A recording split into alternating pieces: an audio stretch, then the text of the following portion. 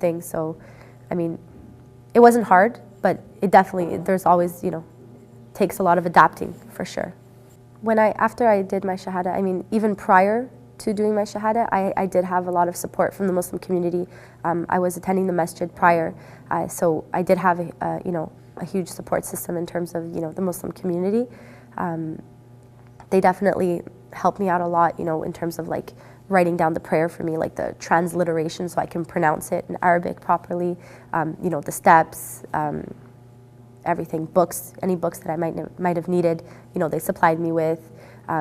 Even when I decided to wear the hijab, they did like a little get-together party for me, and like, everyone brought me hijabs, and which was like definitely like appreciated at the time. It was really nice and heartwarming to see like, people gather, people be supportive on such a deep level, when these are like your sisters in Islam, it's such a deep connection that you can have with such people.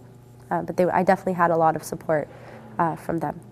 I would say my most difficult challenge when after embracing Islam wasn't so much a challenge that came from myself. It was more having to live in a society where Islam is misrepresented, where Muslim women are misrepresented, where there's so much confusion as to what Islam stands for, and so I mean I'm comfortable with my decision. I did my own research. I'm happy with my decision. I'm happy with the person that I am and that I continue to grow to become. The only challenge is, when you're living in a society where you constantly need to, justify or prove, or where people are always trying to make you compromise on, something important. Like, oh, well, for example, just to give an example here, if you're going to go to like, someone's birthday party, they're not Muslim, let's say, they want to go to a place that serves alcohol, or like, a little bit more of like a, night atmosphere type of thing, and it's like, oh, well, you can come, you don't have to drink, or like, it's like, I don't feel that I need to, compromise my beliefs in order to, make other people happy. I feel like, I've set, certain, expectations of my own self, and I need to stick by them, and I feel like society is always kind of trying to tug at you to, try to make you like lean one way, whether it could even be with hijab, like, why don't you wear, hijab this way, or why don't you wear more makeup, or, it's always about pleasing the others, always about pleasing other people, and I feel like, I'm comfortable with myself, and, I'm just happy like pleasing Allah, so I don't have to worry about society, but it is a challenge, because, I mean, that's where we live, right? Was I able to decipher the difference between religion and culture? I think as a revert, absolutely. I think you see it on, like I see it before I reverted, I see it after I reverted, you see it in all religions and cultures, especially when you're looking at a religion that's, the predominant religion of a specific country. For so many years, the religion tends to get mixed with the culture, and both of those things on their own are great. Religion is a great thing, culture is a great thing. You can, it's amazing to learn about other cultures, the food, and all that sort of thing. But when you're mixing them both in the same pot, you're not able to, to serve it to everybody, right? Because, like, for example, if you're, from, let's say, a Muslim country where you've been raised in a certain way that culture has been really intertwined with the religion, in the same pot, and then you start to see, like, you're taking the halal with the haram and the haram with the halal.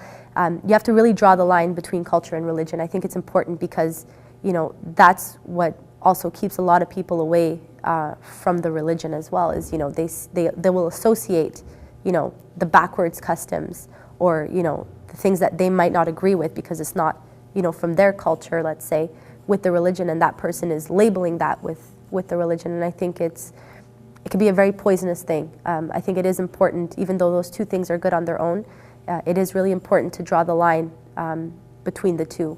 Of course, within any community, whether it's like a church or a mosque or a synagogue, you tend to have, based on language preference, you tend to have, like, let's say most like Pakistanis will go to like a Pakistani, a mosque where they will speak the, Urdu, let's say, and Arabic mosque, the different dialects, they'll go to a specific mosque where they're comfortable with the dialect that they understand, which is fine. I mean, it's important to to mix and integrate with different communities, but when you're going to the same place and you're going there for religious reasons, and they're mixing the culture, and then it's like that's how you start to have like, oh, I don't want to go to this mosque because they'll do it this way and they do it that way, where there shouldn't be any specific ways based on cultures, because Islam is a universal religion. It's for all cultures. So we shouldn't have to have, people feeling uncomfortable or, feeling that they can't go to a specific place, based on cultural practices that are mixed in with the religion, for sure. The reason I chose Ahlul Bayt alayhi salam, to follow them, the word Shia means followers of Ahlul Bayt, so this is our examples. These are our role models in Islam. Ahlul Bayt to me is essential to the religion of Islam, and to learn about the Imams and the way that they lived their life, the way that they were martyred. You can have a university class, multiple semesters, just learning about it, just learning about the different Imams, their cause, their sacrifice. Imam Hussein alayhi salam, for example, like the events of Ashura, that took place in Karbala. Like, this is something, like, you don't have to necessarily be Muslim. You can be anybody with any sense of humanity, and look at the story and be completely inspired by it. So I mean, as Muslims, we'll call ourselves Shia of Ahlul Bayt. It's a responsibility on us. We can't just know. With knowledge comes responsibility, and I feel like once we know that Imam Hussein alayhi salam did this sacrifice, we can't just let the day-to-day oppression that happens go by without us standing up against it. We need to be the flag bearers of his message. We need to continue that. This is our responsibility as Muslims. So for me, Ahlul Bayt is not just an inspiration. It's completely essential as my responsibility as a Muslim to the religion of Islam. When I was learning about Islam, I made sure to check every corner, all the different, I learned about the Sahaba, I learned about Ahlul Bayt, and I would say, coming from a Catholic background, the story that stood out to me the most would be, the events of Karbala, Ashura, because when as a Catholic we believe that Jesus died for your sins, right? So there's that sense of deep emotion and love towards Jesus from a Catholic perspective. There's a lot of love there.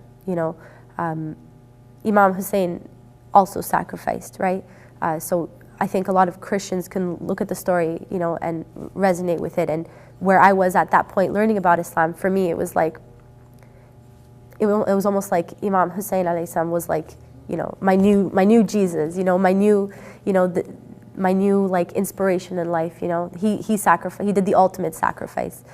So for me, as I mentioned earlier, it became essential. It wasn't just like here's Islam and here are all the different details surrounding it that are important but not essential. For me, Ahlul Bayt, that's where the difference was drawn, is that it wasn't just an important aspect of Islam, it was completely essential to Islam.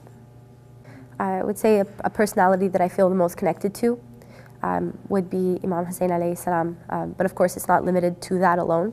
The reason why I say this is because with everything that's happening in today's world, like anybody of any religion, whether they're even atheist, will all agree that humanity is slowly being torn down. There's always oppression happening. Every day, you can look at the news and you can see a story and just feel like, we're here comfortable in our country. We don't have so much going on. Although it is catching up to us as well, because oppression, oppressors, tyranny, all this. If it's knocking on someone else's door, and banging it down and oppressing somebody on the other side of the world, and you're not doing anything about it, in your comfortable bubble where you are right now, eventually that tyrant's going to come knocking on your door. And I think that's what we're seeing today as well. We're living in such a peaceful country, and little by little we look at the media and these things are happening here as well. And I feel like it's the bigger picture. That's what Imam Hussein stood for. It wasn't about just the religion. It was about humanity, and humanity is, I mean, the word human, something we all have in common regardless of religion. And I think this is why he's an inspiration, you know, not just for Muslims, not just for me, but for everybody, anybody with a sense of humanity. And it's like a responsibility, you know. We have to stand up as a, you know, all together, you know, Muslims, Christians, which we see now, it's happening now. There's a lot of unity based on humanity, you know, like there's a lot of unity because, you know, maybe it's not the same religious cause, but it's the same cause. It's all good against evil, right? Bad people, they don't take their days off. They don't, so it's the good people that have to stand up against it, you know, like we don't want to, like good people are always going to be like, you know, try to look and see the best, you know, like maybe these things are not as bad as they seem, but as we can see, the world is slowly getting worse and worse. So we're all going to have to stand up united against, you know, all the bad that's happening. So for me, Imam Hussein is that ultimate role model, that ultimate figure. I mean, there's been many in the world, you know, like, you know, Martin Luther King Jr., for example. There's been so many role models that go down in history, but Imam Hussein is the ultimate one. I did have the opportunity to go visit, alhamdulillah. It was actually after my wedding. We had planned it as like our honeymoon destination. So we did plan it. We went. It was obviously a dream of mine from the get-go. Just to be there in person was, you know, it's hard to explain it in words. I guess people that have been can relate to it. It's it's very hard to explain it in words. It's all felt with the heart. I remember when the plane was arriving in Najaf, I remember like just, you know, crying on the plane. It was just like a total mix of like excitement. I just, you know, to be there was like a dream come true, and I felt, you know, so at home. I felt really, you know, at peace with myself. It was like a piece of heaven on earth. That's how I really felt. And, you know, when I entered, you know, the shrine of Imam Hussein alayhi salam, you know, it was just, generally it was just beautiful. You know, the chandeliers, there was birds in the chandeliers. It honestly felt like heaven. And I remember we had gone for Maghrib and Isha prayer. It was my first day there. We had to go straight there, of course. And I remember I couldn't even pray because I was just a wreck. Like I was just too emotional, too happy, and just like I was just tears of joy. And it was very surreal for me. And, you know, I would love nothing more than, you know, to go back, you know, over and over again, because it's like a piece of heaven on earth, to be honest. Did I struggle with the concept of intercession? I don't think I did. I know it's a huge debate within the Muslim community. For me, it's quite simple. It's mentioned in the Quran multiple times. Every time it is mentioned, it's also followed by with His permission, by Allah's permission. So, I mean, Allah is, you know, is capable of all. So, you know, and when we learn about the, you know, status of Ahlul Bayt, I think this is the very crucial part when learning about this, because we know, you know, intercession, you know, is possible by Allah's permission. So, I mean, who would be worthy, you know, of interceding for anybody except for, you know, somebody who's completely perfect. You know, and this is where it's important to look at Ahlul Bayt, you know, and learn about who they were. And I feel like with that knowledge, it becomes an easier concept to understand. My first time, my first Muharram was actually prior to me doing my Shahada, before I actually officially became a Muslim. When I was learning about the religion, I decided, okay, I need to go to the masjid. I need to like really see what it's about. I want to meet Muslims, you know? And it happened to be during Muharram. And it's almost like perfect timing, because I remember going in and they were reciting Ziyarat Ashura. And I remember there was a sister, you know, beside me, and when it was time to do sujood towards the end, you know, she made me like do sujood with her, and I remember just thinking, like, you know, I didn't understand the language at the time, but, you know, I was totally intrigued. I was intrigued, you know. And then when they were reciting the eulogies, you know, about the events that took place during Ashura, like I had already a little bit of, you know, knowledge about, you know, Ahlul Bayt, but not so much in detail at that time. And they were, you know, everyone just began to cry. And I remember thinking like, you know, what a beautiful thing, like, you know. So of course, naturally, you know, you're going to go home and learn even more into detail about, Ashura and, why are people mourning, this event. And of course, anybody with half a heart would, also break down in tears with this story. So for me, it was just my first time ever